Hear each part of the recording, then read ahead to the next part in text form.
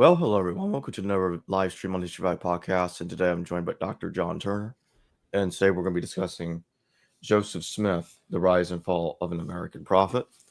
The link to purchase his book will be in the description below and in the pinned comment. That being said, John, thank you for coming back on the show. Happy to be with you and your listeners. Let's do a brief recap for those that did not see the previous episode. Can you tell us where did Joseph Smith come from in terms of his family background? Sure. So he really grew up in a downwardly mobile family in the United States of the early 1800s. He was born in Vermont. His father lost the family farm on a bad investment, and then his parents relocated to Western New York State. So he came of age near Palmyra, New York. Totally obscure background, really destitute family that didn't have any economic path forward. And that was true for him as he became a young man. He was kind of directionless and then found a really unusual direction for his life through the Book of Mormon publication. And when in his life did he begin heading towards creating Mormonism? What started him into that direction? What brought him into doing what he did? Yeah, probably two things primarily. One, he grew up in a family that was accustomed to different sorts of visionary experiences. His parents both had visions of Jesus Christ, of angels, of spiritual things. He had a grandfather who had a vision of Jesus Christ. So it seems that young Joseph Smith experienced some of that for himself. And then he had family members and friends who were also practiced treasure hunting, using different methods to find buried treasures, either dowsing rods or seer stones. And he seems to have gotten into this when he was still pretty young, maybe 16, maybe 18 years old. Never was very successful at finding buried treasures. At least in one instance, was hired to search for buried silver and didn't find any. And then by 1827, at least, when he's 21 years old, he tells his sort of close friends, might have already told his family, that an angel has appeared to him and revealed a set of gold plates, which contain the fullness of the gospel as revealed to the ancient inhabitants of the Americas.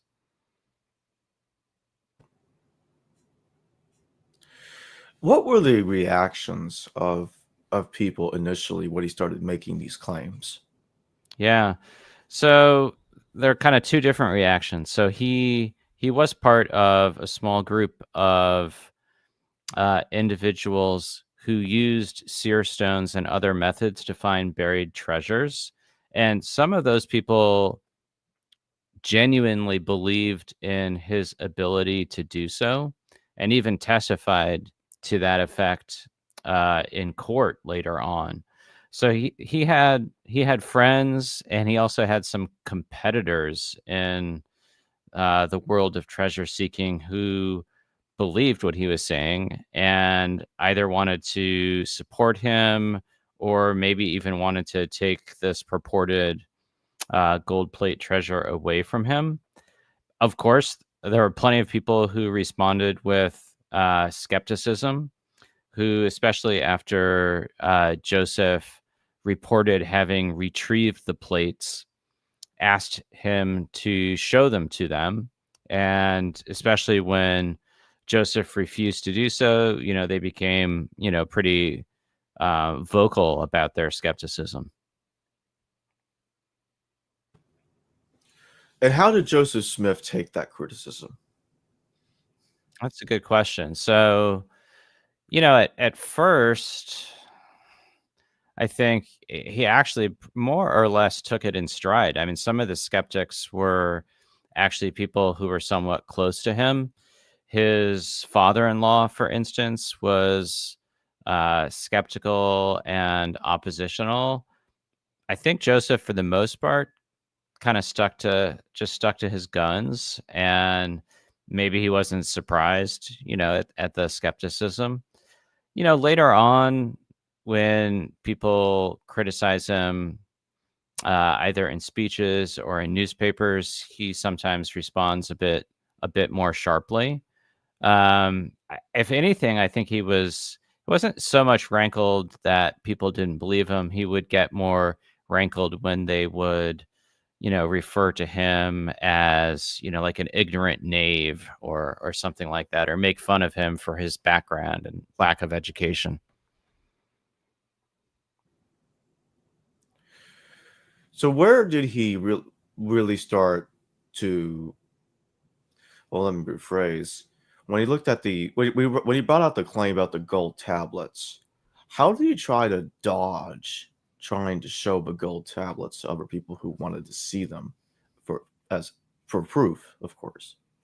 Yeah, so there's some pretty, I think, just remarkable stories here. So, some of it is, just a little bit mundane. So some of the time he kept the plates or whatever he had in a box, and he would let visitors sort of hold or heft the box and feel how heavy they were, and use that as a way to assuage some of their doubts, or give them a sense that he at least had something.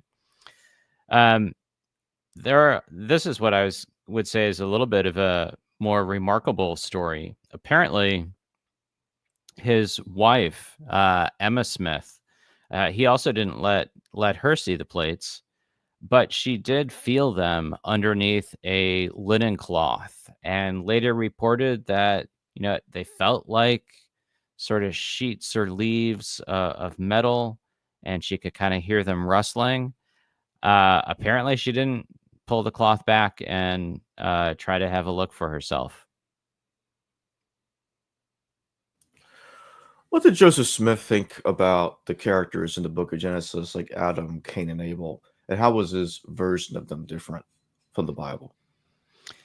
Yeah, so Joseph was very interested in the early chapters of Genesis. This is jumping ahead just a little bit, but one of the projects that he embarks on after publishing the Book of Mormon is something that he refers to as his translation of the scriptures, his translation of the Bible. He thought that the Bible had plain and precious things removed from it, and that he could correct it and expand on it in a way that would add those missing portions through revelation. So one of the things he does is dictate a revised version of the early chapters of Genesis. One of the stories that he was um, particularly interested in was the story of Cain.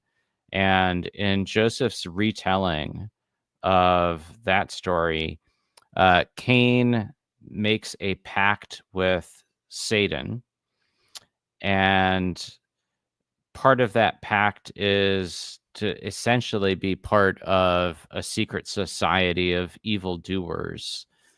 And it's through that association with Satan that Cain slays his brother. And it's sort of a forerunner of something like Freemasonry. Joseph was also really interested in the story of Adam and the fall. In his retelling of that, which is in the Book of Mormon, it's a fortunate fall, that it's a good thing that Adam falls. Like, transgression itself is still perhaps morally dubious, but it enables humans to progress beyond a state of innocence in the garden, and sort of sets them on a mortal path that will allow them to achieve immortality. What was his take on Abraham? So there's a greater interest in Abraham later in Joseph Smith's life.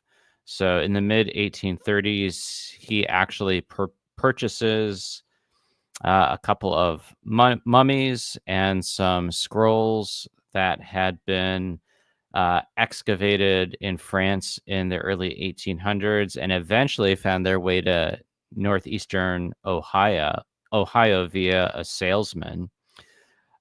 Joseph pronounced them to be uh, the writings of Abraham and also the biblical Joseph. And the part that he eventually dictates as, sort of a revelatory translation of that document, narrates Abraham going to Egypt. It sort of intersects a bit with chapters 11 and 12 of the book of Genesis. Actually starts with Abraham being persecuted by wicked priests in his hometown, eventually being delivered by God, eventually sojourning into Egypt. I think Joseph was interested, like a lot of Americans were, about the intersection of ancient Egyptian and ancient Jewish knowledge. And I think that narrative really, really tied into that sort of speculation. And what did Joseph Smith say about lost tribes of Jews that he claims were in America and possibly elsewhere? Yeah, great question. So, a lot of Europeans and um, then white American Christians had speculated about um, the geographic destination of the lost tribes of the northern kingdom of Israel. Uh, Joseph actually didn't place them in the Americas. The Book of Mormon narrates its starting point is not the lost tribes; it's a family of ancient Jews that flee Jerusalem prior to its conquest at the hands of the Babylonians. He did later in his life engage in some speculation about the lost tribes. He actually thought that they had been removed from the planet along with a chunk of the earth. I don't know if that idea was original to Joseph Smith or not.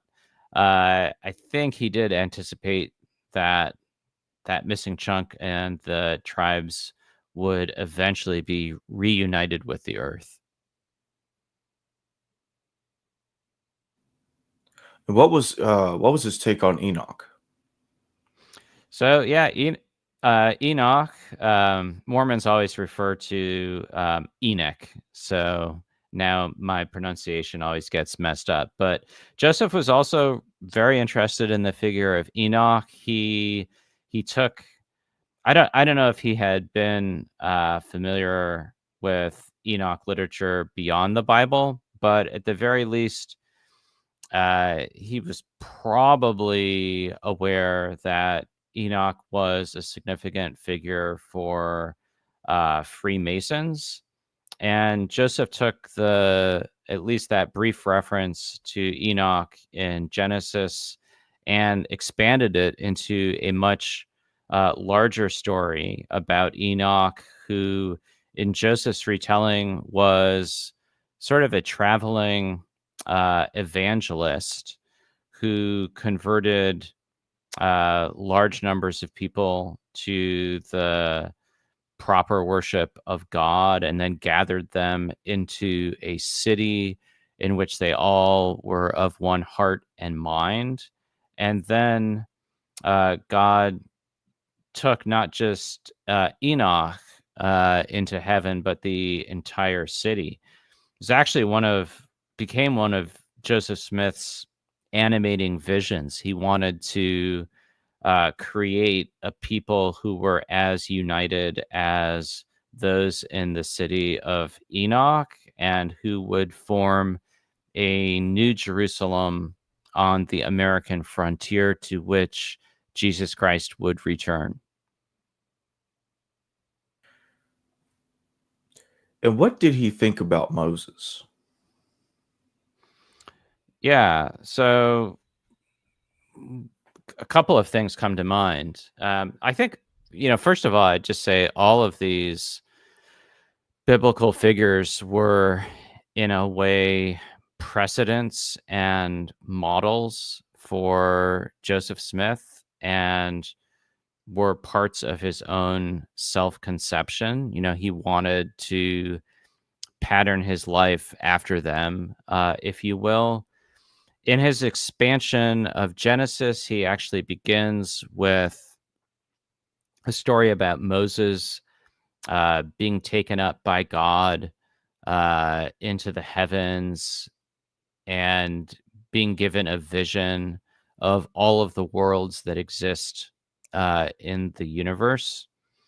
And that sort of opening prologue to Genesis that Joseph Smith dictated also sort of clarifies Mosaic authorship of the Torah. The other thing I'd say is there's a passage, I think in the Book of Mormon, might have been in one of Joseph Smith's early revelations, I can't quite recall, in which there's a reference to two figures of great prominence and import. One of them is Moses, and the other one is like unto him. And the passage makes it clear that the one who is like unto Moses is Joseph Smith himself, who, like Moses, can deliver God's law for his people. So Moses was also an important figure in Joseph's self-conception.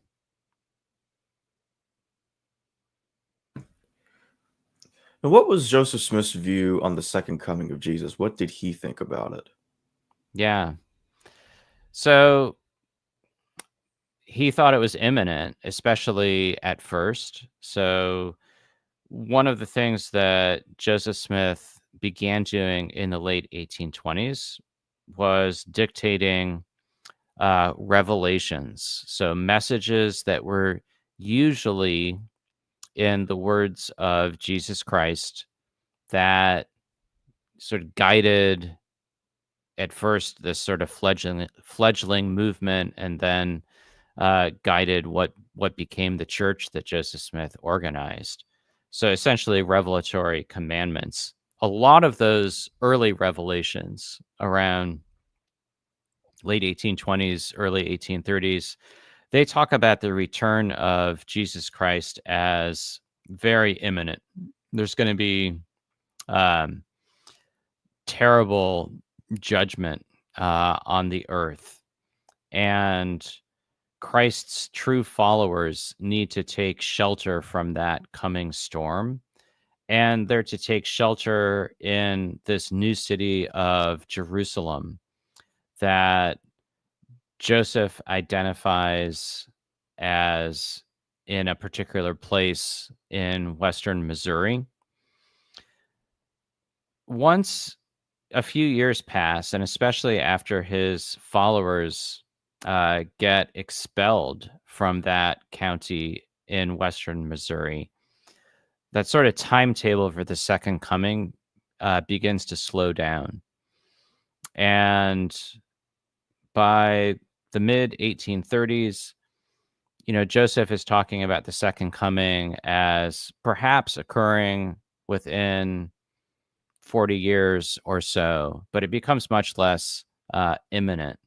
There's more of a focus among the early Mormons simply of building God's kingdom on the earth, and that idea that Jesus Christ is going to return to this new city of Jerusalem, that doesn't totally fade away, but it becomes becomes less urgent.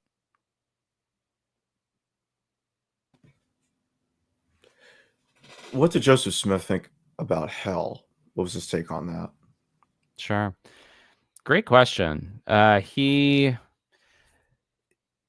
for the most part, he backs away from hell as a live possibility for most people. So, Protestants have this binary view of the afterlife as, a heaven or hell affair. Joseph goes in a different direction. He's possibly influenced by universalism. His father at least had some attraction to a universalist society in Vermont, and one of Joseph's grandfathers did as well.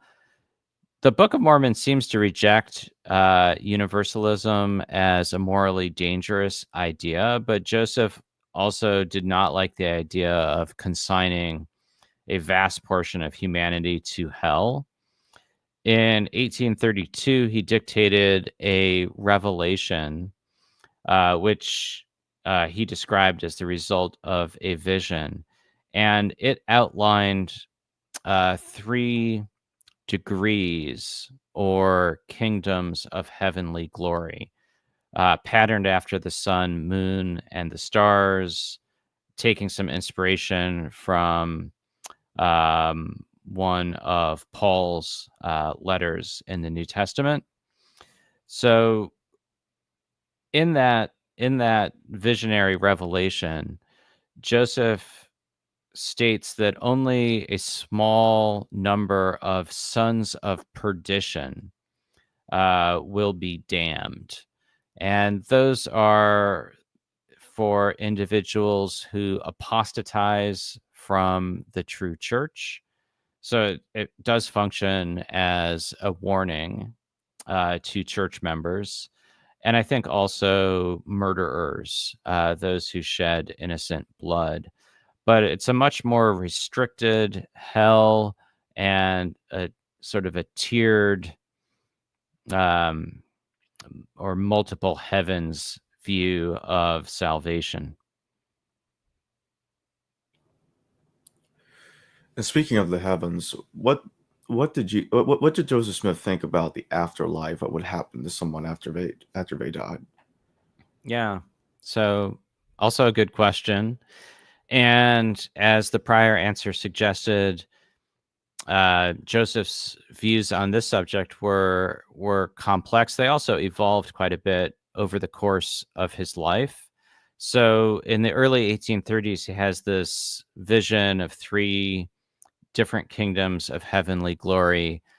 The greatest of those being the celestial kingdom, which is reserved for those who belong to Christ's true church. So the true church of Christ that Joseph and his followers organize in 1830.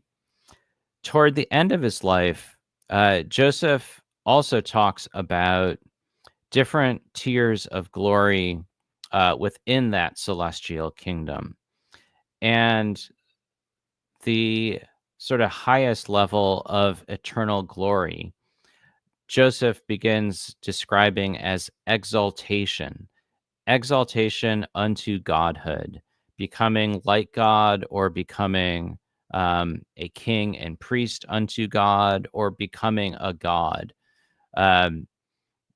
These teachings really only get articulated clearly toward the end of Joseph Smith's life. And for Joseph, what's significant in that context is that there are certain ordinances or rituals that one has to do on earth in order to achieve exaltation. And even within, that more narrow category of exaltation, there would be degrees of glory. And so what humans do on earth, what men do on earth in particular, affects their extent of eternal glory.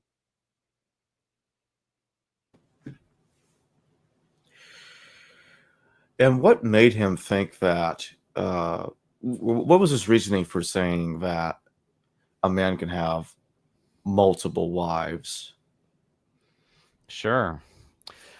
So I think it's hard to know exactly how his reasoning develops. He doesn't dictate a revelation or any other kind of clear statement on the matter until about a year before his death, so in 1843. That message suggests that Joseph first contemplated the idea of polygamy from his reading of the Bible, that he wondered how it was that figures like Moses and Abraham and Solomon had multiple wives, and that didn't stop them from being considered righteous in God's eyes. So I do think that probably was one starting point. A lot of his religious innovation and activity related to the restoration of things that he found in the Bible, whether that was the concept of priesthood, whether that was the concept of temples, whether that was baptism for the dead.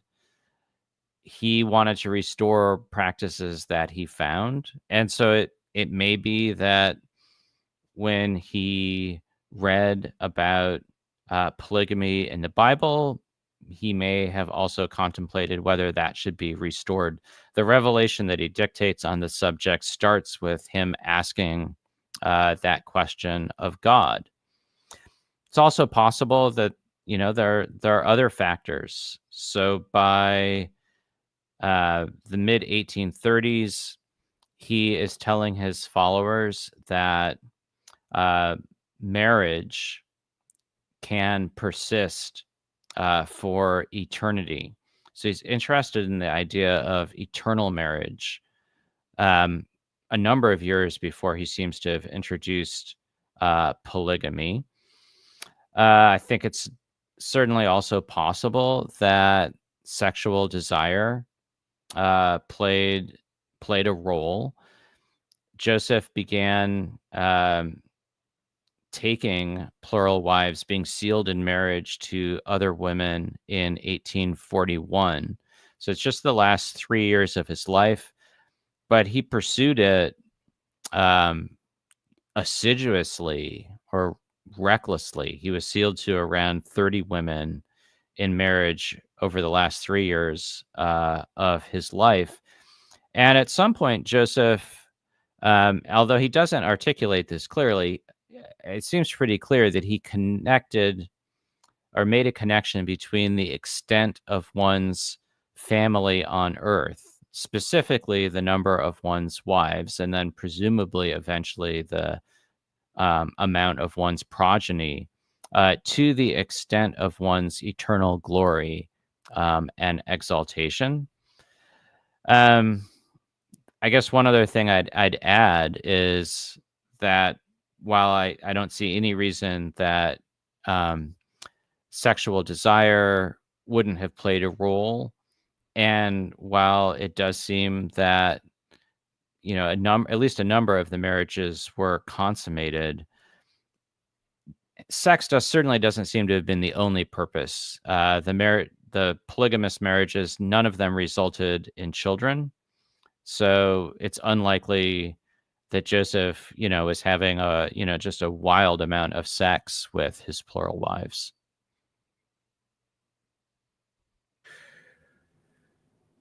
What was his take on Jesus and his relationship to God? Did he believe that, or did let me rephrase by asking what led him to the conclusion that Jesus was actually Yahweh, the Old Testament God, uh, and and that he wasn't necessarily God, but even then, Son of God. Yeah. So, early on in the Book of Mormon, uh, Joseph seems pretty emphatic in defending the divinity of Jesus Christ and almost an identification with God the Father. There are passages in the Book of Mormon in which Jesus declares, "I am the Father and the Son." Um, and I read that as Joseph's response to Unitarians and others who had rejected the divinity of Jesus. By the late 1830s, so about 10 years later, Joseph has rejected the creedal understanding of the Godhead, of the Trinity, and he comes to see uh, Jesus and God the Father as two separate divine beings, and of Jesus having followed his Father's example and come to the earth as its savior, and then, achieved a fullness of glory with the promise and the idea that men could also follow that pattern, and themselves achieve divine glory. So I think it maybe the best way of just putting it is, Joseph's ideas on the subject evolve over the, 15 years or so in which, he's sort of the leader of his church, and he's fleshing out his ideas.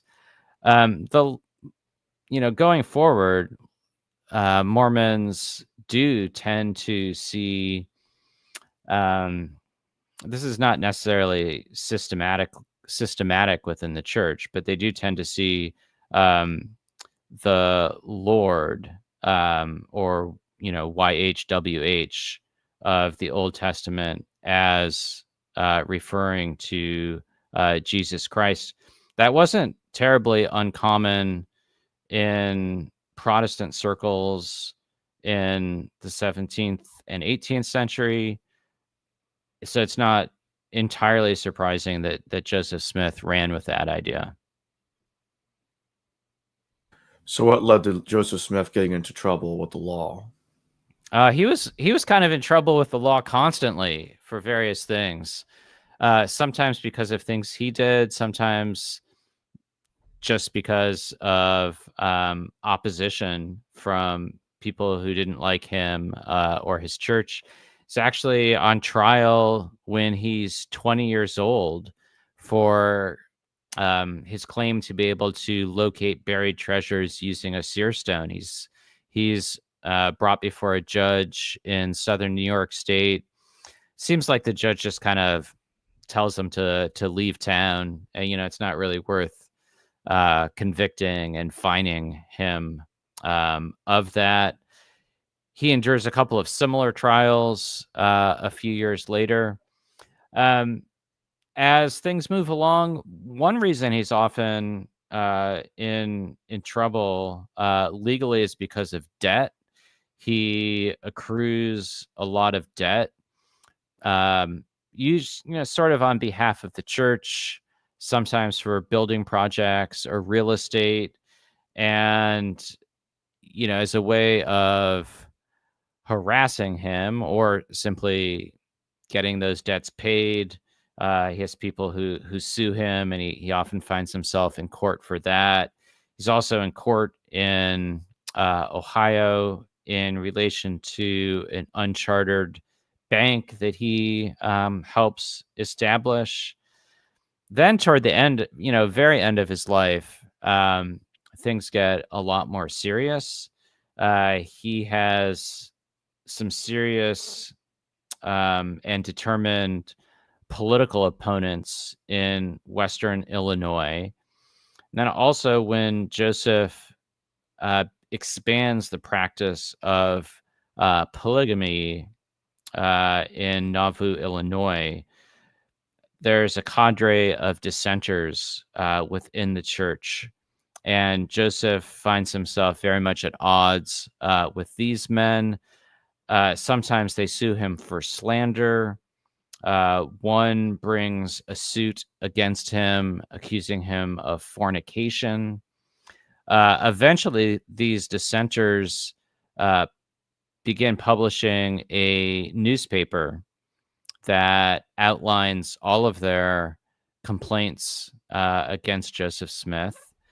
And Joseph is also the mayor of Nauvoo and encourages the city council to order the newspaper's destruction. And a posse goes out and smashes the printing press, drags it into the street, burns it.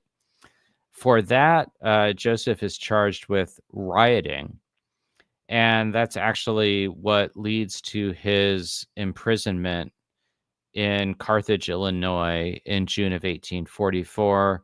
While he's in jail, an anti-Mormon mob storms the jail and they shoot Joseph and one of his brothers and murder the two of them.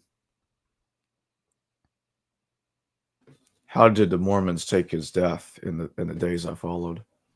Yeah, well, I mean, there's significant public mourning. The corpses were brought back to Nauvoo. It was summertime. It was hot. That was really difficult for people who viewed the corpses. There's a lot of concern about the possibility of war between the Mormons and their opponents in Western Illinois. State authorities and militias are not very effective as a general rule in keeping peace in either Missouri or Illinois during these years. Instead of fighting, the Mormons ultimately agree to leave Illinois, which is what sets in motion their exodus to what becomes the Utah territory. So his people upon his murder are outraged, grieving. He's only 38 years old at the time of his death. He didn't have a clear succession plan. There are different, you could say, sort of factions within the church who are more or less enthusiastic about some of the innovations of Joseph's later years, including polygamy. His opponents very much hope that his death will be a death knell for his church. That turns out not to be the case. Probably a slight majority of church members head to Utah under the leadership of Brigham Young. Others remain in the East and sometimes practice versions of Mormonism without polygamy and a few other innovations.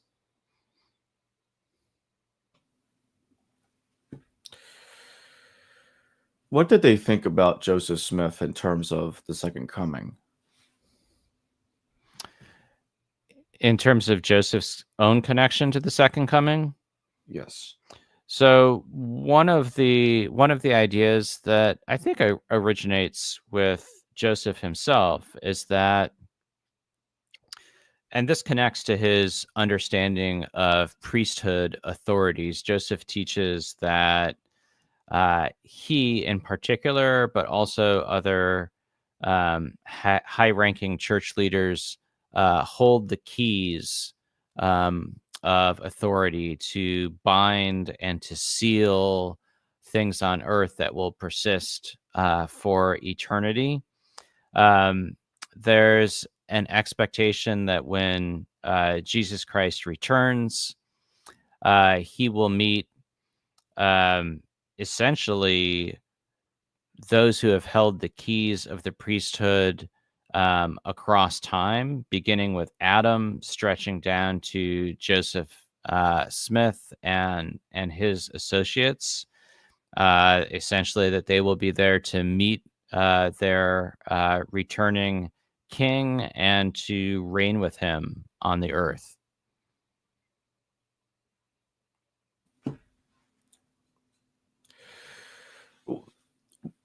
And were there after Joseph Smith's death, were there divisions about how to interpret his text or how much of his text to include as canon, including his other book, his Book of Abraham?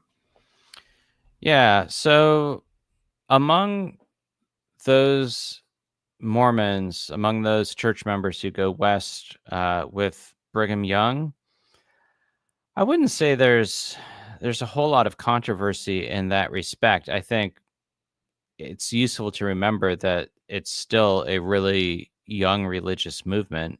It's, when Joseph is killed, it's only been 14 years since the organization of a church. And so, at first the Book of Mormon is scripture for church members alongside the Bible, and then the church publishes a book that contains many of Joseph Smith's early revelations that becomes known as the Doctrine and Covenants. It publishes some portions of other things in church newspapers. It publishes some of that expansion of the book of Genesis that becomes known as the Book of Moses for Mormons, and does publish the Book of Abraham as well in the newspaper.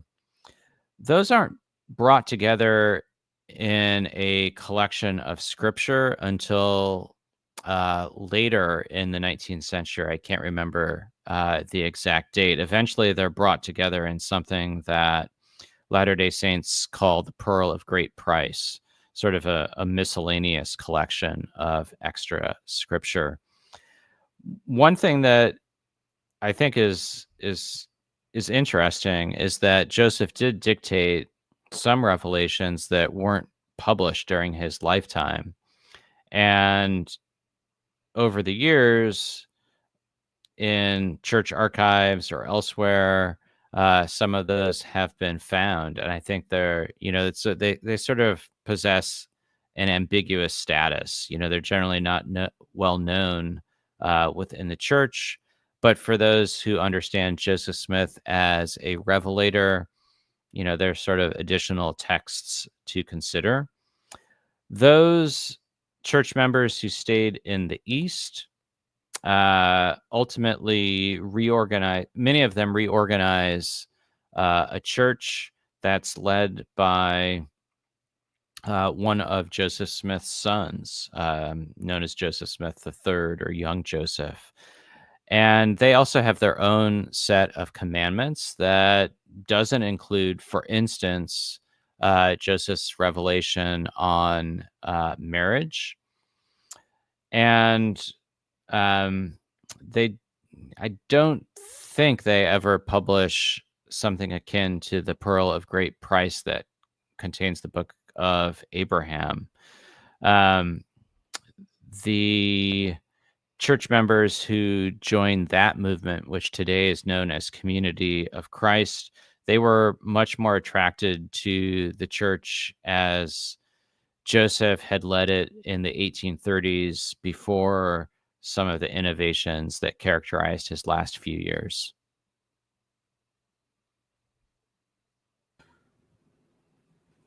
Did they settle on a succession plan? Did they figure out who's going to lead the majority of the movement, or did it split up into and get led by multiple different leaders after Smith's death?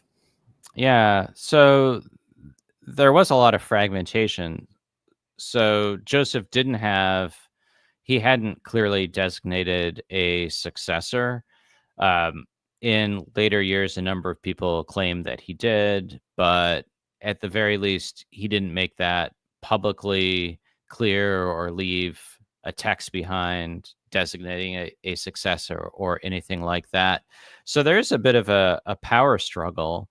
Actually think if Joseph's brother Hiram hadn't been murdered alongside him, he might have been the church's next leader.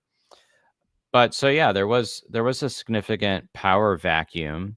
Uh, Joseph had introduced a leadership group that he called the Quorum of the 12 Apostles. And its most senior member at the time of his death was Brigham Young. And Brigham Young publicly argued at a church meeting in Nauvoo a couple of months after Joseph's death that the apostles held the keys of authority and that they could lead church members through the most sacred rituals that Joseph Smith had introduced. That didn't persuade everyone within the church, but it did persuade a majority of church members in Nauvoo, Illinois. Other sort of claimants to Joseph's prophetic mantle did start a number of movements in the years after his death. And then there was that significant group led by Joseph Smith III that really takes shape in the early 1860s. Over the years since then, there have been quite a few splinter movements. The Church of Jesus Christ of Latter-day Saints, which represents the larger number that went to Utah under Brigham Young's leadership. Numerically, that dwarfs everything else out there. But there are quite a few smallish movements and churches that trace their origins to Joseph Smith.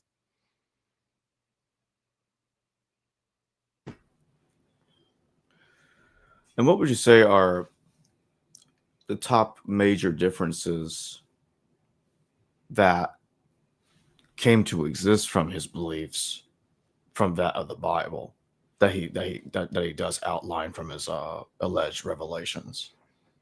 Sure. So it's a good question. So the first thing I'd say is that the Bible actually was a key source of inspiration for Joseph Smith over the course of his life. He just often took biblical ideas and, kind of teased them out in creative ways. Baptism for the dead is a good example of that. There's a reference to baptism of the dead, I think, in one of Paul's letters to the Corinthians. It's a verse that had puzzled, some Christians, but, most churches had never given that much thought. For Joseph, it became significant, and it pointed to the fact that living church members could essentially perform saving rituals on behalf of their ancestors. And so that, that sort of ritual work for ancestors is very much a Mormon distinctive today, not just baptism, but also marriage and other rituals as well. I think in terms of other differences between the Church of Jesus Christ of Latter-day Saints and mainstream if you will, Christianity or other branches of Christianity. One of those I would sort of connect to that is that for Protestant Christians in particular, the unit of salvation is the individual. For Mormons, it really became the family. And the end goal of human existence for Latter-day Saints is exaltation rather than salvation. So for all of these things, Mormons very much found inspiration in the Bible, but took ideas from it in directions that were different from Protestant Catholic or Orthodox Christians.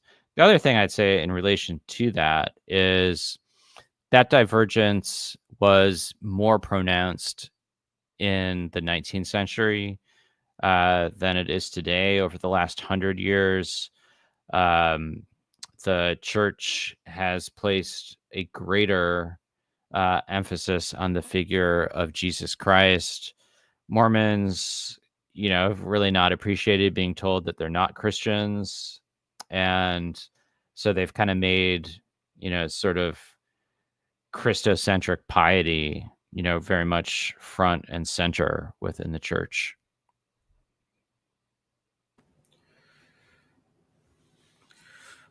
All right, so I'm going to see if there's some questions in the chat. Let's see.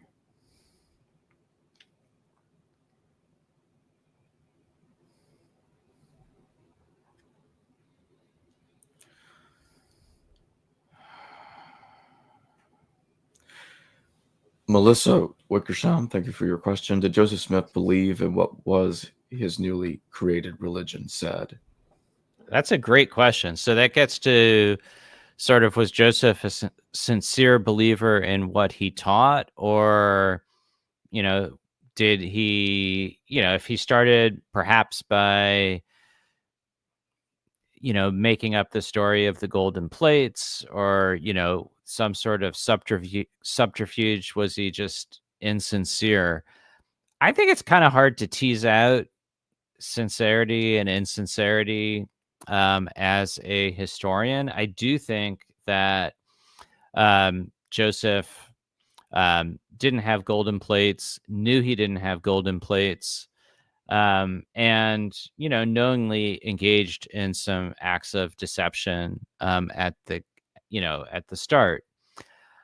I do think at the same time he was genuinely interested in the doctrines and the rituals that he introduced. I mean, there's such a, I would say on his part, such a complex and persistent engagement with the Bible and the ideas that he unfolded from it, that in terms of some of the ideas that we've talked about in this episode, such as the persistence of human families, the idea of exaltation, I'd also say the persistence of spiritual gifts, the reality of visions. I do tend to think that Joseph did believe in those things that he taught. I just at the same time think it's really hard to make a historical judgment about whether he was sincere or insincere at every particular step of the way. Fun question. Matt Hightower, thank you for your question. Which Enoch? There was two. One was the son of Cain. Yeah. The second Enoch mentioned in the book of Genesis. I don't know if they're both mentioned in Genesis chapter 5, but it's the Enoch who walked with God and then was not, for God took him.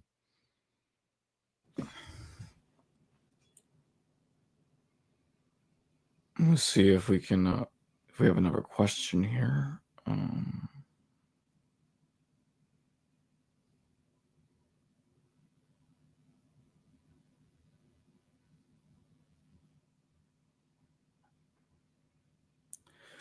I don't see another question right now. So I'll go ahead and ask my final question then before we close. How much of his religion and his organization did Joseph Smith base it upon Freemasonry? Good question. So when Joseph sort of first burst onto the scene, it was a couple of years after the murder of a Freemason named William Morgan in nearby Canandaigua, New York. And so in the late 1820s, Freemasonry was something that many Americans were very suspicious of. There's a big anti-Masonic movement that was significant in American politics and culture. And I think, if anything, that's reflected in the Book of Mormon. There's concern about the danger of secret societies. So I don't think Freemasonry directly shaped a lot of Joseph's early religious activity. There could be some of that in Joseph's interest in the figure of Enoch, who also plays a prominent role in some Masonic myth and rites. By the time we get to the early 1840s, so that's about 15 years later, Freemasonry in the United States has revived. Joseph himself joins a Masonic lodge in, I think, 1842. Thousands of men in Nauvoo also become Masons. And there are a lot of elements of Freemasonry that do, at that point, affect Joseph's ideas and also the rituals that he introduces in Nauvoo. And so the last couple of years of Joseph's life, Masonry is more significant. I think he likes the pageantry, the secret handshakes, the penalties, and so there is more of an influence toward the end. Joseph understands some of his rituals as restoring Masonic ritual to what it had been anciently. So yeah, that's something that church members and critics of the church have often debated. I think Joseph's own idea was that Freemasonry was a legitimate source of inspiration, that one could find truth and knowledge in many places, and that what existed in the world simply needed to be perfected through revelation. And I'd like to remind everybody real quick before we close that the link to purchase Joseph Smith, The Rise and Fall of an American Prophet, will be in the description below and a pinned comment. That being said, John Turner, thank you very much for joining me today. Really fun to be on History Valley again. Thank you for all the good questions. Thanks again, John. Hello, viewers. Thanks for watching this video from the History Valley YouTube channel. Please don't forget to subscribe and hit the notification bell. And if any of you wish to further support this channel, please consider checking out this channel's Patreon page and becoming a patron, and/or donate through PayPal or through Super Chat during your live stream. Thank you.